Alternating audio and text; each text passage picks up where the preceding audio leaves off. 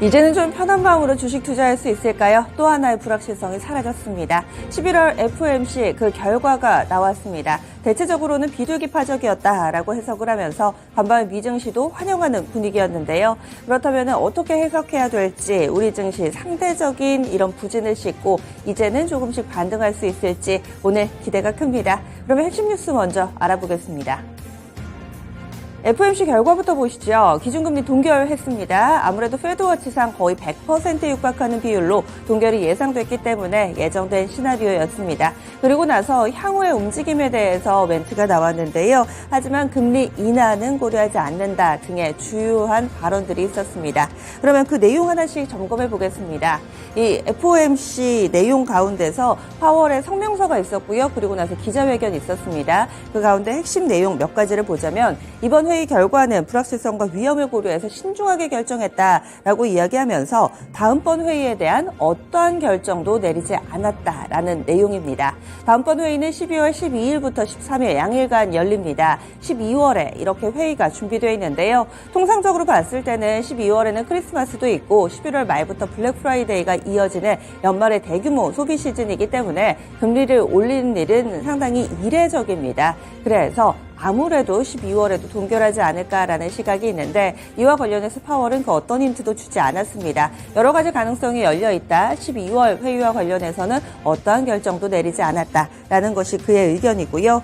그리고 이 긴축 정책으로 인한 완전한 효과는 아직 발현되지 않았으며 특히 경제에 대한 효과를 보려면 시간이 필요하다라는 내용입니다. 계속해서 금리를 올려왔는데 이것이 확실하게 이 기조에 확실하게 인플레이션이라든지 현재 상황에 반영이 되지 않았다. 조금 더 시간이 가면서 현재 이 긴축 상황에 어떻게 영향을 미치는지 지켜봐야 되겠다라는 의견입니다. 다음 인플레이션 부분입니다. 이 목표 물가 2%에 도달할 수 있다라는 확신이 들 때까지 긴축 정책 유지하겠다. 이 이야기인즉슨 고금리 장기화에 대한 암시라고도 볼 수 있습니다. 그리고 네 번째로는요, 최근에 10년물 국채금리도 그렇고 국채금리가 많이 요동치면서 주식시장에 크게 영향을 미쳤는데요. 이와 관련된 코멘트도 있었습니다. 이 장기 국채금리가 올랐다는 것은 이 가계와 기업의 차입 비용이 상승했다는 것을 보여주고 다만 이렇게 이 국채금리가 상승한 것은 정책 기대에 기인한 것은 아니다. 이 이야기는요. FOMC라든지 미국의 연준이 금리를 올릴 것이라고 예상을 해서 10년물 국채금리가 오른 것은 아니다 라면서 좀 선을 긋는 발언으로 볼 수가 있습니다. 그 밖에도 경기 침체를 예상하고 있지는 않고요. 또 이번에 여름 물가 수치는 상당히 양호했다라고 자평을 했습니다. 그리고 통화 정책과 관련해서는 아직까지 제약적인 수준이 아니다. 조금 더 옥죄할 만한 가능성도 여기에서 좀 열어두고 있습니다. 기준금리 인하 논의는 시기상조라면서 선을 그었습니다. 마지막으로 QT 프로그램, 이 양적 긴축 프로그램에 대해서는 어떠한 변화도 고려하지 않고 있다라면서 테이퍼링이나 양적 완화 이런 단어는 전혀 나오지를 않았습니다. 그러면 이렇게 해서 FOMC 결과 어떻게 좀 반영됐는지 살펴봐야 되겠죠. 그리고 하나 더 간밤 미증시에 크게 영향을 미쳤던 뉴스 하나 더 보고 뉴욕 증시로 넘어가겠습니다. 반도체 가격 이제 드디어 올랐습니다. 많은 분들이 많이 기다리셨던 그런 보도인데요. 2년여 만에 드디어 반등을 했습니다. 반도체 가격 상승에 또 미증시에서도 크게 영향을 미쳐서요. 먼저 이 데이터부터 보겠습니다. 시장조사업체 디램 익스체인지에 따르면은요, 이 PC용 디램 범용으로 쓰이는 DDR4 1GB 기준으로 평균 고정 거래 가격이 지난달에 1.5달러를 기록했습니다. 10월달에 1.5달러 기록한 거고요. 전달에는 1.3달러였습니다. 이렇게 계산을 해보면 한 달 사이에 무려 15.38%나 오름세를 나타낸 겁니다. 이 디램 고정 가격이 상승한 것은 지난 2021년 7월 이후에 2년 3개월 만, 그러니까 27개월 만이라고 볼 수 있겠고요. 상승률이 한 달 만에 15% 오른 거는 2021년 4월 이후에 최대폭의 상승이라고 볼 수 있습니다. 표를 보겠습니다. 1.3, 1.5 그냥 봤을 때는 크게 다르지 않은 것 같은데 사실 이 디램 가격이라는 게 크게 움직이지를 않습니다. 보시면은 올해 4월에 1.45달러였고요. 그 이후에 조금 밀려 내려가면서 1.4, 1.34 그리고 9월 달에는 1.3달러까지 이렇게 밀려 내려가는 모습을 보여주기도 했습니다. 그러다가 1.5달러까지 그러니까 바로 이렇게 지난 2023년 봄쯤이네요. 그때 가격까지 한 번에 좀 되돌렸다. 이렇게 볼 수가 있습니다. 그리고 또 하락 추세를 걷던 이 메모리 가격이 반등했다라는 것에도 상당히 큰 의미가 있습니다. 이것만 오른 게 아닙니다. 낸드 플래시 가격도 올랐습니다. 낸드 플래시 고정 거래 가격도 하락세를 끊어내는데 성공했는데요. 범용 제품인 낸드 플래시 128GB를 기준으로 봤을 때 10월에 평균 고정 거래 가격이 3.88달러입니다. 전월 대비했을 때 1.59% 올랐는데요. 이 역시도 2년 3개월여 만입니다.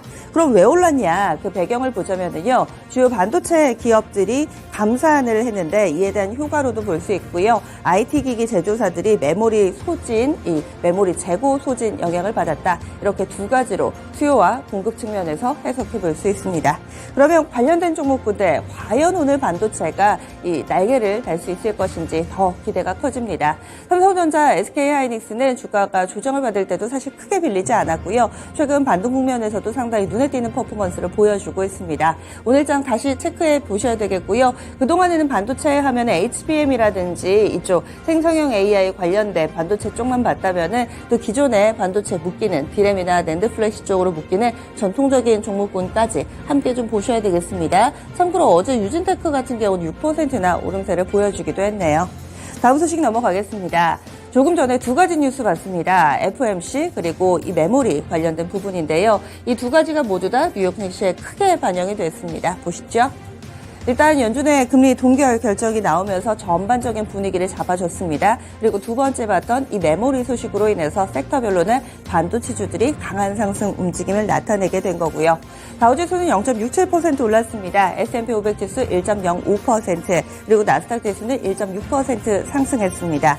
나스닥 지수 같은 경우는 많이 올랐죠. 그래서 13,000선을 단번에 회복하는 모습을 보여줬습니다. 그리고 경제 지표 하나 보자면은 10월에 미국의 민간 기업 고용 발표됐습니다. 전월 대비했을 때 11만 3천 개 증가해서 시장 예상치를 하회했습니다. 그리고 10년물 국채금리도 체크하겠습니다. 이제 동결을 했고요. 앞으로도 이 금리 인상보다는 현재 상황이 장기화되거나 혹은 인하와 관련된 부분들이 더 크게 거론이 되고 있는 상황이기 때문에 채권금리도 하락했습니다. 비교적 큰 폭의 하락이라고 볼 수 있고요. 10년물은 4.7% 중반대의 움직임까지 밀려 내려갔습니다. 이렇게 전체적으로 상황이 상당히 좋아지는 모습이고요. 거기에다가 눈에 띄는 종목군 반도체주들 보겠습니다. 이 메모리 가격이 반등했다라는 소식에 반도체주들이 일제히 올랐는데 AMD는 9% 이상의 급등세를 보여줬고요. 마이크론 테크놀로지와 엔비디아 각각 4% 올랐습니다.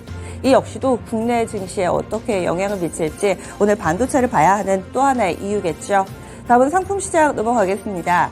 상품시장도 이제 어느덧 제자리를 찾아가고 있습니다. 아직까지는 이 국제유가를 둘러싼 여러 가지 환경이 복잡하기는 한데 간밤에도 국제유가는 밀려 내려갔습니다. FOMC 결과도 영향을 미쳤고요. 미국의 원유 재고가 많이 증가를 했습니다. 이런 영향이 하락한 것으로 해석되고 있습니다. 보면은 WTI 기준으로 보겠습니다. 하락 움직임 뚜렷하게 나타나면서 0.72% 하락하며 배럴당 80달러 선 이제 여기까지 밀려 내려온 모습이고요. 그리고 미국의 원유 재고 많이 증가했다라고 말씀을 드렸는데 에너지 정보청에 따르면은 주간 원유 재고가 전주 대비 77만 3천 배럴 증가한 이 4억 2,189만 배럴로 집계가 됐습니다. 예상치가 50만 배럴 정도였는데요. 이것보다 상당히 큰 폭의 증가 흐름을 보여줬다. 원유 재고 많이 늘었다. 이렇게 해석이 됐습니다. 그리고 이 국제 유가에 또 하나의 영향을 미치는 이스라엘과 팔레스타인의 전쟁. 여기에서 이란이 조금 더 적극적으로 개입하려는 기조를 보여주고 있습니다. 주변 이슬람 국가들의 이스라엘에 석유 팔지 말라고 얘기를 했는데요. 그럼에도 불구하고 그것보다 FOMC 영향과 미국 쪽의 원유 재고 증가의 영향을 더 크게 인식을 하면서 하락했습니다. 여전히 상승과 하락 재료가 좀 맞붙어 있는 상황이어서요. 꾸준히 점검이 필요해 보입니다. 관련된 종목군들은 여러 가지 뉴스에 요동칩니다. 흥구석유 어제 0.9% 정도 오르면서 거래를 마쳤고요. 반면에 한국석유는 뒷걸음질 치면서 딱 보더라도 혼조 양상이었습니다. 이 국제 유가 관련된 소식은 꾸준히 전해드리도록 하죠. 마지막 소식 넘어가겠습니다. 국내로 시선을 돌려보겠습니다. 어제 윤석열 대통령 비상경제 민생회의 진행했습니다. 여기에서 여러 가지 발언이 나왔는데 주요 타겟이 된 것은 은행 그리고 카카오그룹이었습니다.